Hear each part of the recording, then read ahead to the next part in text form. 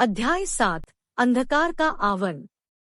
Lily और उसके साथी जंगल के किनारे खड़े थे, उस क्षितिज को देख रहे थे जहां अतिक्रमणकारी अंधेरा था। प्राचीन भविष्यवाणी उनके दिमाग में प्रतिध्वनित हुई, जिसमें उनसे जंगल के नाजुक संतुलन की रक्षा के लिए तेजी से और निर्णायक रूप से कार्य करने का आग्रह किया गया। जैसे जैसे वे आसन्न खतरे का सामना करने के लिए तैयार हुए, उनका संकल्प पहले से कहीं अधिक उज्जवल हो गया। समूह आगे बढ़ गया, उनके कदम उद्देश्यपूर्ण और दृढ़ थे। जब वे एक दमनकारी अंधेरे में डूबे हुए क्षेत्र में प्रवेश करते थे तो जंगल की फुसफुसाहट मंद हो जाती थी।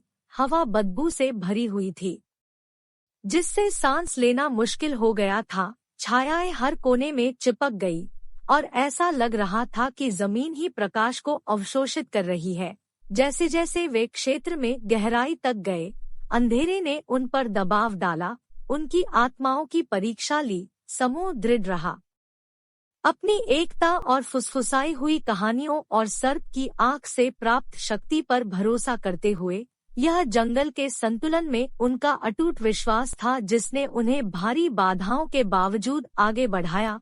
उनकी पहली बाधा ने खुद को एक भूल भुलैया के रूप में प्रस्तुत किया, जो मुड़े हुए कांटे और बदलते भ्रम से बना था। भूल भुलैया ने उनकी धारणा और विश्वास को चुनौती दी, समूह के बीच कलह पैदा करने की कोशिश की, लेकिन उन्होंने अपने साझा अनुभवों और उनके द्वारा बनाए गए बंधनों पर भरोसा करते हुए संदेह के आगे झुकने से इनकार कर दिया। साथ में उन्होंने अपनी सहज प्रवृत्ति पर भरोसा करते हुए और फुसफुसाई हुई कहानियों से प्राप्त ज्ञान पर भरोसा करते हुए भूल भुलैया को नेविगेट किया। जैसे ही वे विजयी हुए, उनके भीतर आशा की एक लहर प्रज्वलित हो गई। उन्होंने साबित कर दिया था कि जंगल के सद्भाव में एकता और अटूट विश्वास अतिक्रमणकारी अंधेरे के खिलाफ दुर्जेय हथियार थे। उनकी यात्रा उन्हें एक सुनसान जगह पर ले गई, जहां एक प्राचीन पेड़ खड़ा था। उसकी शाखाएं सूख गईं और पत्ते जीवन से रहित हो गए। यह उनके द्वारा छोड़े गए जीवंत और समृद्ध जंगल के बिल्कुल विपरीत था। समूह ने अंधेरे के विनाशकारी प्रभावों को देखते हुए दुख की एक स्पष्ट भावना महसूस की। लिली पेड़ के पास पहुंची, उसका हाथ उसकी छाल को सहलाता रहा। उनके बीच ऊर्जा की एक लहर बह गई और उसने पेड़ के दुख और प्रकाश की वापसी के लिए लालसा को महसूस किया। सर्प की आंख की शक्ति को आकर्षित करते हुए उसने अपने दृढ़ संकल्प को दिशा दी और इसे पेड़ में डाल दिया, जिससे वह अपनी जीवन शक्ति को ठीक करने और पुनः प्राप्त करने के लिए तैयार हो। मानव प्रतिक्रिया में प्रकाश की नसें पेड़ के मूल से निकलने लगी, इसकी शाखाओं के माध्यम से फैली और इसके सार को फिर से जीवंत किया। सूखी पत्तियों ने अपना जीवंत हरा रंग फिर से प्राप्त कर लिया और पेड़ एक बार फिर लंबा और राजसी खड़ा हो गया। यह लचीलेपन का प्रतीक था, प्रकाश और आशा की शक्ति का प्रमाण था।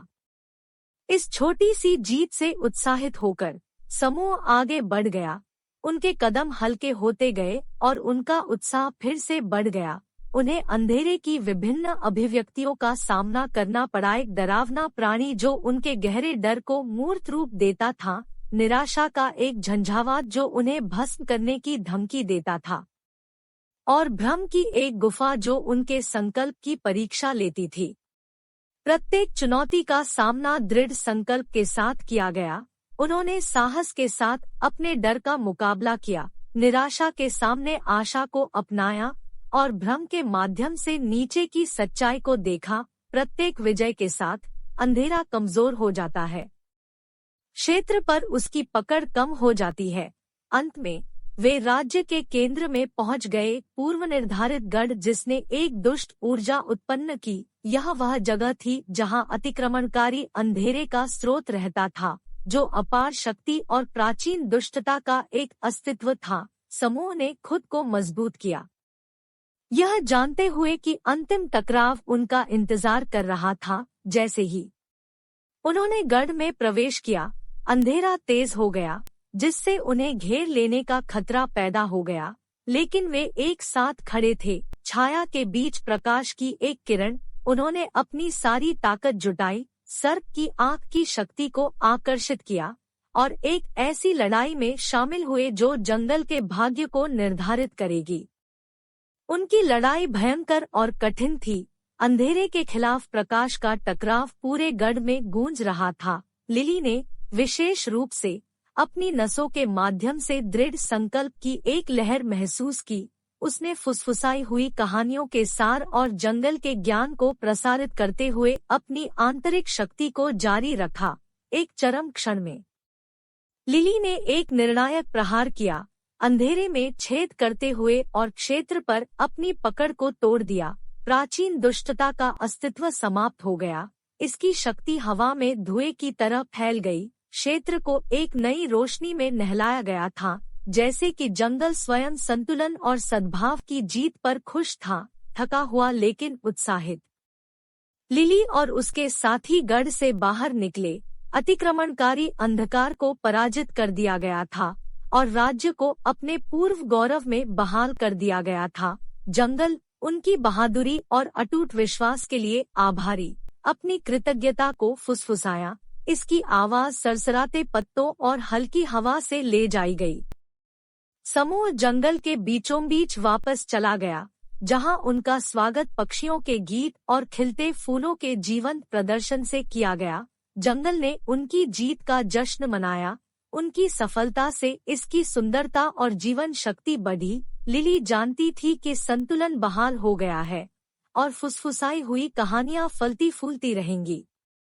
भविष्य के साधकों को उनकी अपनी खोजों पर मार्गदर्शन करती रहेंगी।